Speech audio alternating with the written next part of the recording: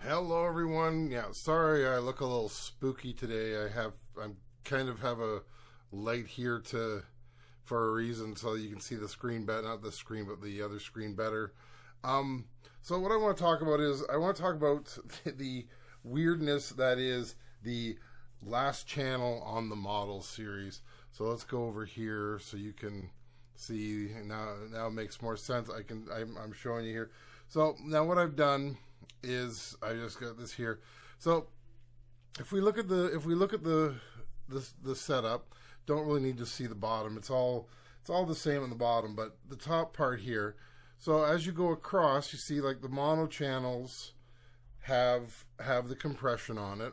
You can see that. So these are all the mono channels. As soon as you go to stereo, so these four here are the stereo channels. So they don't have the compression. But and their, if you look, their EQ is even thinned out, as you can see. Like, because here you have a nice 4-band EQ. Now it's down to 3 on these ones. This, you still have all of it. Then you get to on the Model 24, it's channel 21, 22. On let's see, I'm just gonna go over here for a second. Let's see.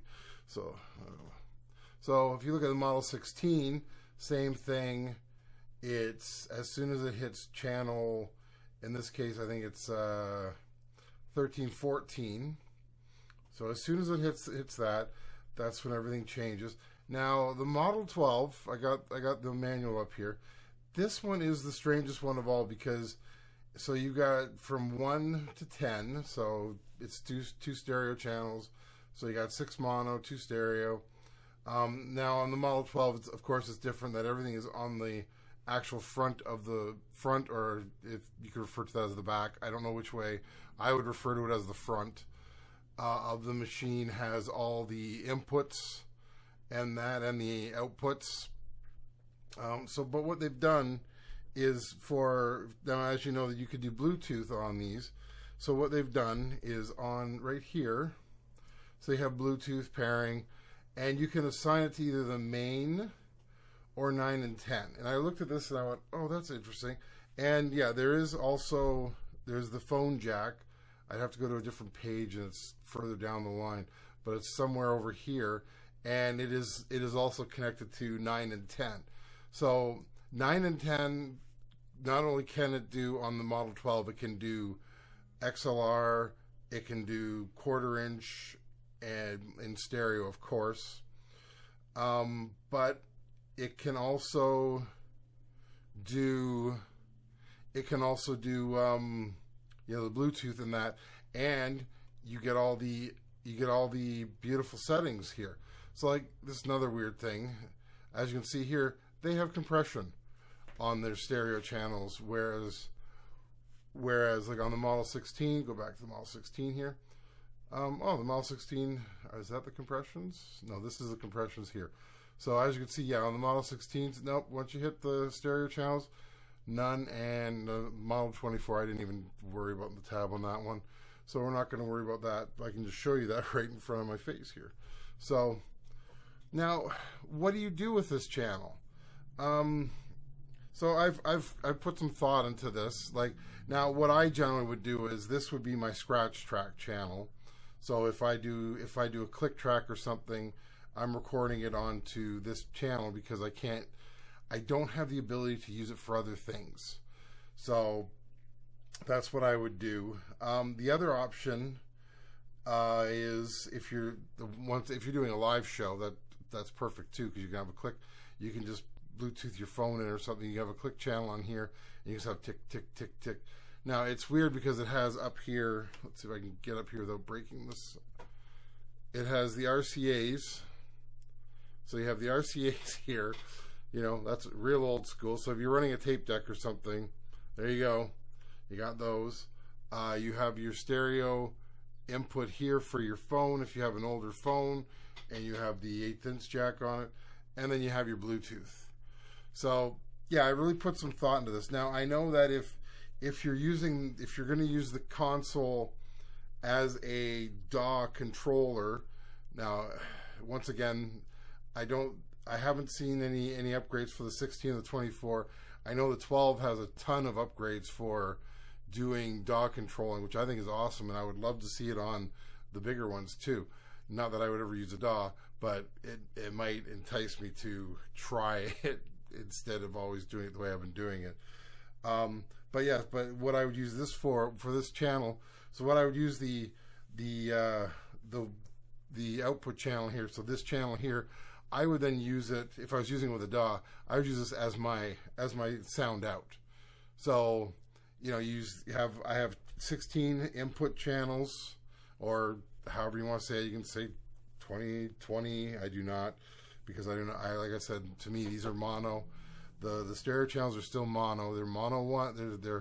They're not considered 2 tracks. It's 1 track as far as I'm concerned. It can just do stereo. So, but I would take the, in this case, 21, 22. That would be my stereo out. So that would go back to my speakers. That's where I would run everything if I was doing like a final mix down or something. And then the rest of it I would use to do my controlling of the DAW.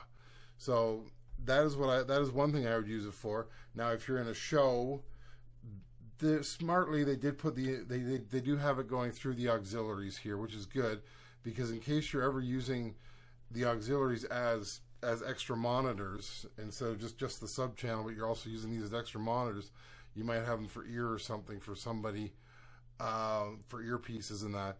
Then you can at least, and if there's something special here, like if you have to have a special click track that you got to hear, then it's here.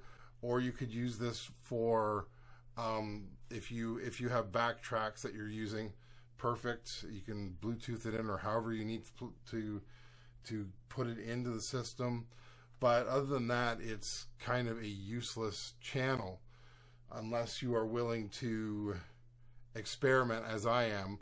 Not at this moment, I'm not, but I'm going to. I have 1/4 inch to RCA adapters. I have that. So what I think I'm going to end up doing, excuse me, still trying to lose this cough. What I'm thinking of doing is actually using the auxiliaries, not here, but on the rest of the board, and I'm going to use it as a secondary FX channel. This is later. Once I'm actually we're actually recording, as my final mix down, and then I'm going to use this channel to control the extra effects. So I'm going to use my rack effect that I usually use on the DP32. I'm going to use it on this machine along with the standard effects. Might as well use both. So if I can add extra to it, I'm going to have it run into the fun channel here, the one that has no EQ or anything, just straight whatever it is. So that's what I'm going to use it for. That's how I'm going to use this excuse me, machine. That is my goal. That's how that's going to work. And we're going to try out that, see how that works. But not right now. I just want to do this video because I thought, you know what? I really want to see what you guys do with it as well. How are you using that channel? What is it for you? How does it work? There we go. Now you can see me a little bit better. So how does it work for you? What are you doing? Now it looks like I have a demon behind me. That's kind of funny. So that's my question to you. So soon we're going to start doing the recordings, and once we get to this point, then we'll talk more about it. But I just wanted to bring it up, see what you thought, and that's my video today. Thank you for watching, and I will talk to you later. Bye.